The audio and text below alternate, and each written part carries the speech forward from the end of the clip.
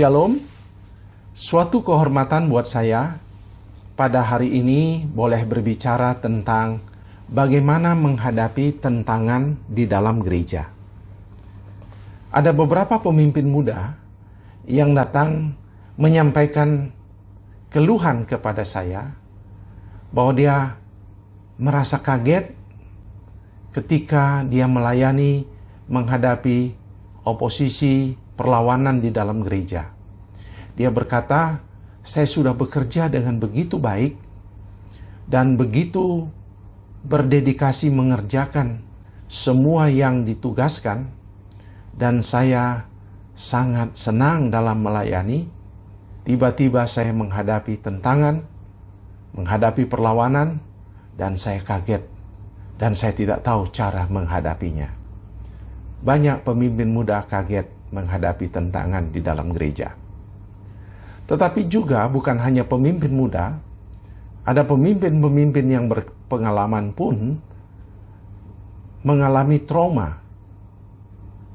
Karena ketika dia menghadapi tantangan, perlawanan, maka seringkali terjadi bukannya masalah bisa selesai, tetapi justru menjadi sebuah perpecahan dan konflik yang berkepanjangan. Ini menyisakan trauma yang mendalam bagi para pemimpin. Inilah yang akan kita bahas pada hari ini, yaitu bagaimana pemimpin menghadapi perlawanan, oposisi di dalam pelayanan dia sebagai seorang pemimpin di dalam gereja. Ada 3 hal yang akan kita bahas pada hari ini. Yang pertama, kita harus mengingat tantangan atau perlawanan adalah bagian dari kepemimpinan. Sebaik-baiknya seorang pemimpin yang melayani di gereja pasti akan menghadapi oposisi. Pasti memiliki orang-orang yang akan melakukan perlawanan berupa kritik, dan ada juga hal-hal yang lebih destruktif atau yang lebih merusak berupa gosip dan fitnah serta hal-hal lainnya. Tetapi itulah yang terjadi. Semua pemimpin pasti menghadapinya. Dalam buku-buku kepemimpinan, hal itu dibahas. Tidak ada satupun pemimpin tidak akan menghadapi oposisi. Semua pemimpin pasti akan menghadapi oposisi. Dan jika tidak mau menghadapi perlawanan itu, maka sebaiknya ia tidak usah menjadi pemimpin. Karena pemimpin pasti menghadapi tantangan. Ini bukan suatu penghiburan buat kita, tetapi ini suatu fakta. Tujuannya untuk menjelaskan hal ini adalah bukan supaya kita menghindarinya, tetapi kita menghadapinya. Bahkan kemudian kita mampu mengelola konflik itu, mampu mengelola perlawanan itu menjadi sebuah kebaikan bagi pelayanan gereja kita. Dengan kita menyadari bahwa itu harga sebuah kepemimpinan, maka kita akan menghadapinya. Nah, bagaimana cara mengelolanya? Tentu, ketika kita menyadari bahwa tantangan itu pasti ada, maka bangunlah kepemimpinan rohani saudara dengan atmosfer kasih dan positif di dalam perkataan-perkataan kita. Jadilah teladan di dalam perkataan kita, dalam kita menyampaikan pendapat, di dalam kita memimpin rapat. Karena apa yang kita tabur, itulah yang akan kita tuai.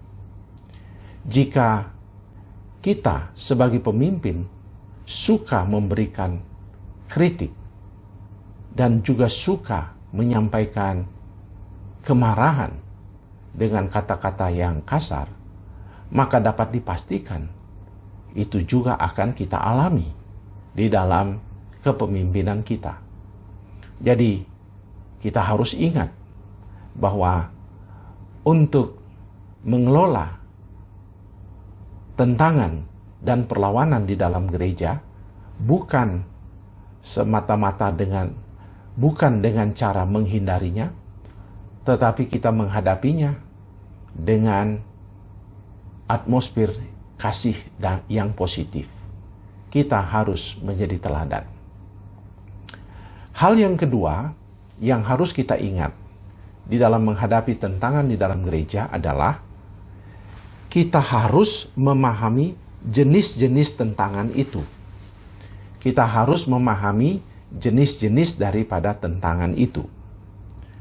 Jadi tidak semua orang yang melawan kita, orang yang memberikan kritik terhadap kita, orang yang menyampaikan sesuatu yang sifatnya kritikan, komplain, atau keluhan, bukanlah menunjukkan bahwa orang itu adalah orang yang sama semua jenisnya. Manusia dan orang-orang yang kita pimpin itu berbeda-beda tujuan dan motivasinya menyampaikan kritik atau hal-hal yang kemudian kita sebut tentangan atau perlawanan.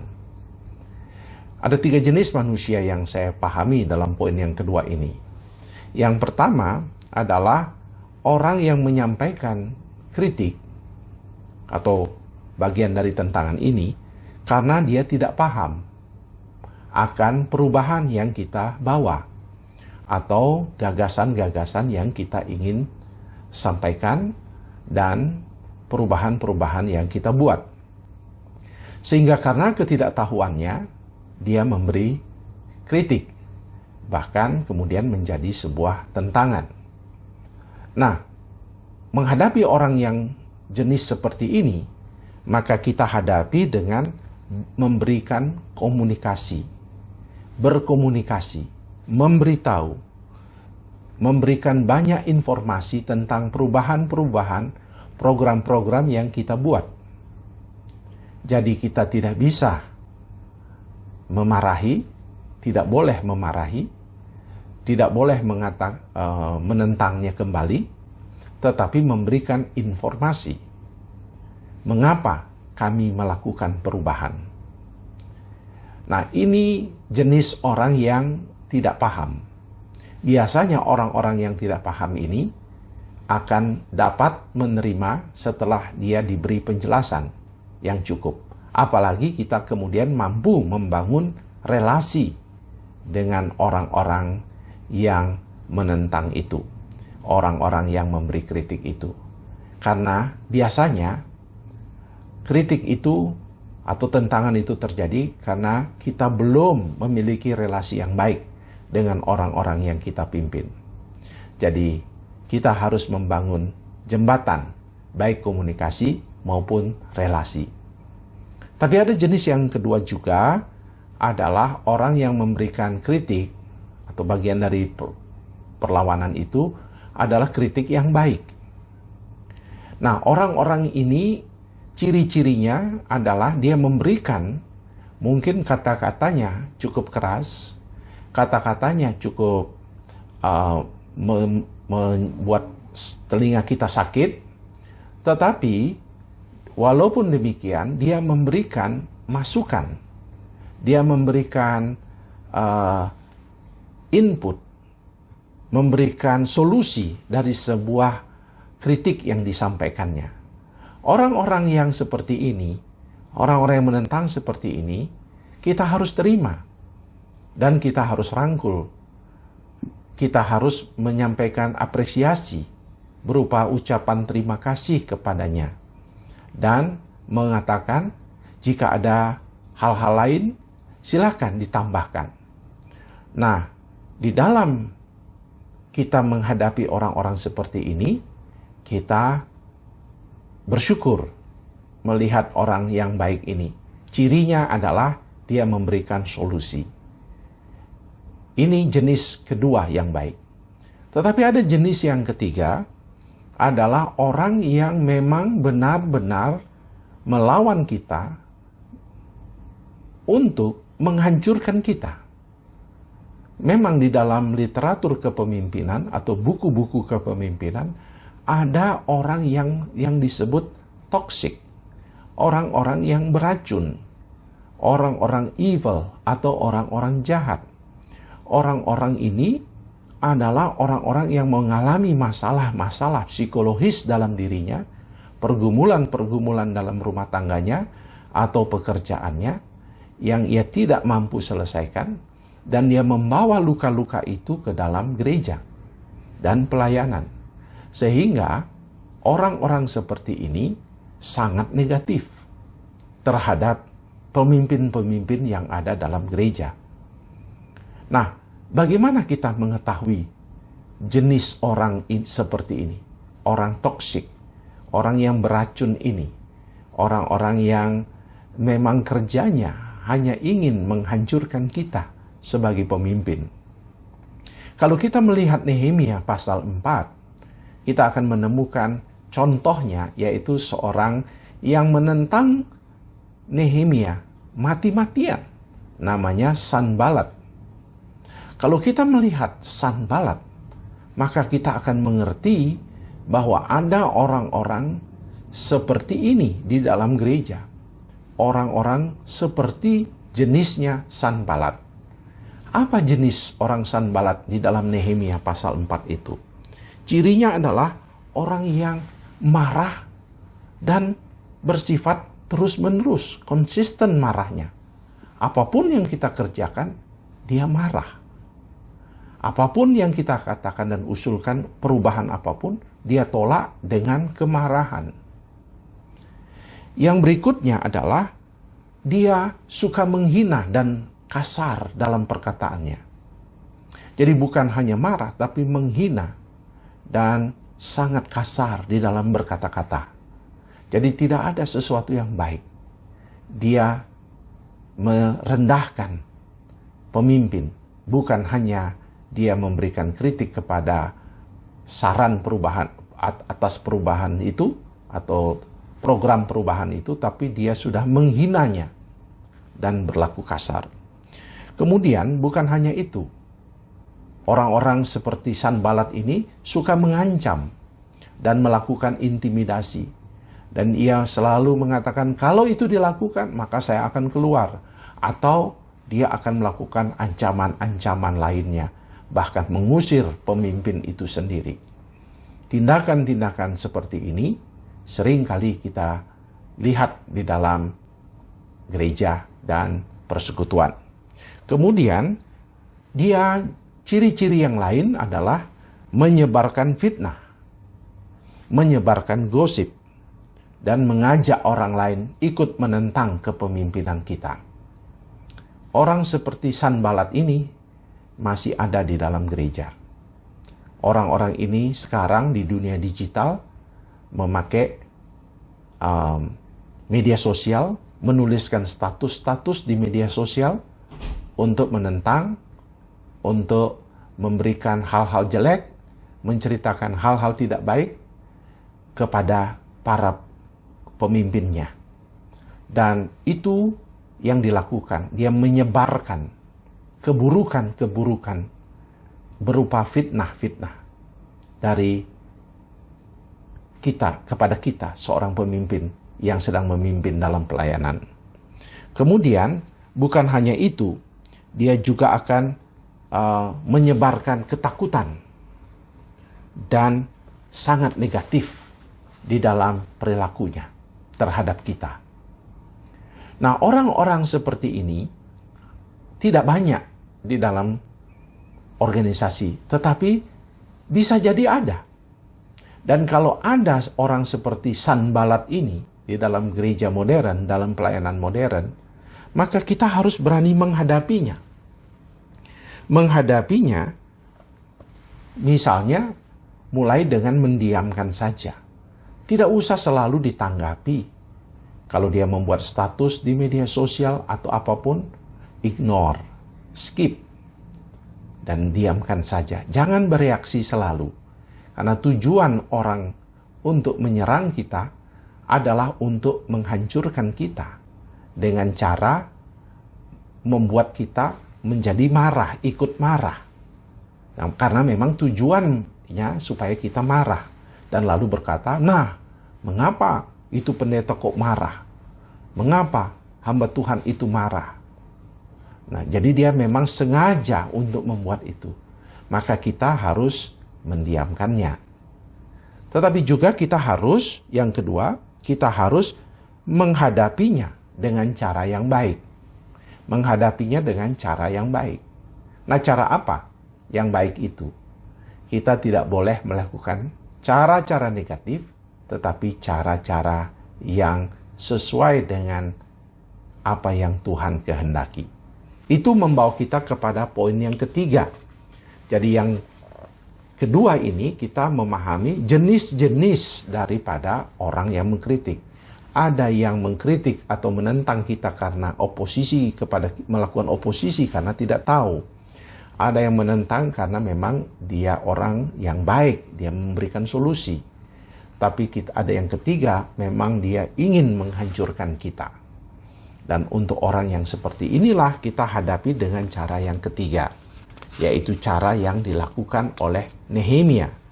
Cara yang ketiga lah bagaimana cara kita menghadapi tantangan. Seperti yang dilakukan oleh Nehemia. Ada 3 hal yang Nehemia lakukan dalam Nehemia pasal 4 dalam menghadapi tantangan itu. Yang pertama adalah doa. Ia berdoa.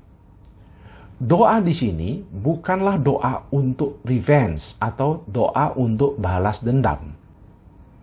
Kita tidak berhak berdoa supaya orang-orang yang menentang kita mendapat hukuman.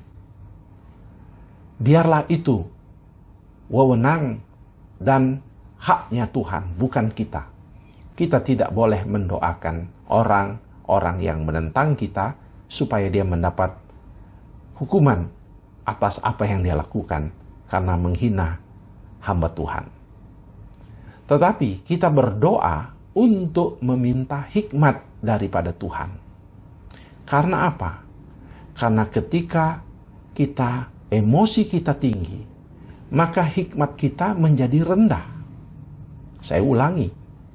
Ketika emosi kita tinggi, maka hikmat kita menjadi rendah. Kita tidak akan mampu menyelesaikan masalah. Justru kita akan terbawa dalam kemarahan dan mengikuti irama orang yang menentang kita, orang yang melawan kita, orang yang melakukan oposisi terhadap kita. Kita mengikuti irama permainannya sehingga kita menjadikan masalah itu semakin lama semakin besar dan menjadi konflik serta perpecahan. Oleh sebab itu, bawalah ke segala pergumulan saudara kepada Tuhan di dalam doa. Jadi ketika kita menghadapi perlawanan, kita doakan. Doakan untuk meminta hikmat dari Tuhan. Bagaimana cara kita menghadapi orang-orang seperti ini? Dengan doa kita mampu juga bermeditasi di hadapan Tuhan. Tuhan, berikan kami kekuatan menghadapinya. Dan dari situ akan muncul gagasan-gagasan, ide-ide yang Tuhan berikan dalam menghadapi orang-orang yang menentang kita. Itu yang dilakukan Nehemia. Dan saya berharap itu dilakukan juga oleh kita para pemimpin saat ini. Hal yang kedua adalah cara menghadapi perlawanan, buktikan dengan kerja. Buktikan dengan kerja. Jadi kita tidak sibuk mengurusi semua kata-kata orang-orang yang menentang kita, dan kita merasa tersinggung karenanya, dan terus diperbudak oleh gosip yang beredar, kata-katanya, tetapi kita ignore, ya kita melupakan, mendiamkan, tapi kita buktikan dengan kerja. Karena Tuhan mau kita terus bekerja. Sebagaimana Nehemia tidak mempedulikan kata-kata Sanbalat, tetapi justru dia terus membangun tembok Yerusalem. Kita pun harus terus bekerja, buktikan dengan kerja, buktikan ada hasilnya. Buku-buku kepemimpinan pun mengingatkan, jangan menghabiskan energi menghadapi kritik dan oposisi, tapi hadapi dengan kerja dan kerja. Dengan kata lain, di samping kita mengingat akan perkataan Nehemia itu dalam bekerja, kita juga harus mengingat juga perlunya berkomunikasi dengan tim kita. Jadi kita bekerja dengan cara yang pintar. Dengan kata lain, pada waktu kita bekerja, kita bertemu dengan tim kita, orang-orang yang ada pada kita, lalu menginformasikan kepada mereka bahwa ada orang-orang yang menentang program-program yang kita buat, yang kita susun, dan perubahan-perubahan yang kita buat.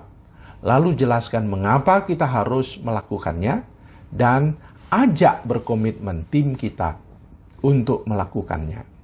Jadi daripada menghabiskan waktu untuk menghadapi orang-orang yang menentang kita, maka sebaiknya kita hadapi itu dengan cara bekerja. Hal yang ketiga, dari poin yang ketiga ini adalah fokus kepada misi Tuhan. Ingatlah bahwa tugas Bapak Ibu Saudara di gereja adalah karena Tuhan yang memanggil kita. Dan ingatlah, di dalam misi Tuhan itu akan ada harga yang harus dibayar. Tuhan Yesus sendiri, pada waktu dia melayani di dunia, menghadapi tantangan yang begitu banyak. Bahkan dia harus memikul salib dan mati di kayu salib. Kita harus ingat akan hal itu, bahwa kita sebagai pemimpin dipanggil untuk memimpin bukan untuk upah, bukan untuk uang, bukan untuk materi, tetapi karena misi Tuhan. Oleh sebab itu, kerjakanlah misi Tuhan itu. Jangan sibuk dengan orang-orang yang menentang kita. Jangan ambil hati, simpan di hati, dan menjadikan itu kemarahan, kepahitan, bitterness, bahkan akhirnya menjadi dendam dan kemarahan. Lepaskanlah itu, let it go. Buang itu, karena kita harus punya hati yang lapang kepada Tuhan. Kita mengerjakan misinya Tuhan, bukan misi kita sendiri. Nehemia, banyak kali dia menangis di hadapan Tuhan, tetapi dia bisa maju karena dia tidak mau menjadikan pembangunan tembok Yerusalem sebagai pembangunannya, tetapi itu adalah misi Tuhan yang Tuhan taruh. Tuhan menaruh misi untuk membangun pelayanan, mengasihi jiwa-jiwa, fokuslah ke sana. Kita bisa mengingat dengan orang-orang yang kita layani itu dengan mendoakan, memperhatikan mereka. Fokuslah, dalam seorang ahli kepemimpinan katakan, fokuslah kepada orang-orang yang menerima kepemimpinan kita. Dan hadapilah orang-orang yang menentang kita dengan komunikasi, penjelasan, dan menghadapinya dengan memberitahu orang-orang kunci yang lain di gereja yang menerima perubahan dan gagasan kita, supaya kita tidak sendiri menghadapi orang itu. Dan ingatkan bahwa ini adalah panggilan dari Tuhan. Jadi, kita harus menghadapinya bukan sendiri. Kita menghadapinya bersama-sama dengan orang-orang yang sepakat dengan kita. Kemudian, dalam misi Tuhan itu tentunya ada usaha-usaha dari si jahat atau setan ingin menghancurkan. Maka kita harus berani menghadapinya bersama-sama dengan orang-orang dalam kepemimpinan. Jangan hadapi sendiri, hadapi bersama-sama. Itulah cara kita menghadapi orang-orang yang menentang kita. Dan jangan biarkan ada perpecahan. Penting kesabaran, penting menantikan Tuhan, dan penting mengandalkan Tuhan. Kiranya kita mampu menghadapi tentangan, perlawanan dalam gereja, dan jika saudara sedang menghadapinya, mintalah hikmat dan berdoalah kepada Tuhan. Tuhan pasti akan menolong saudara. Tuhan menyertai kepemimpinan saudara. Shalom.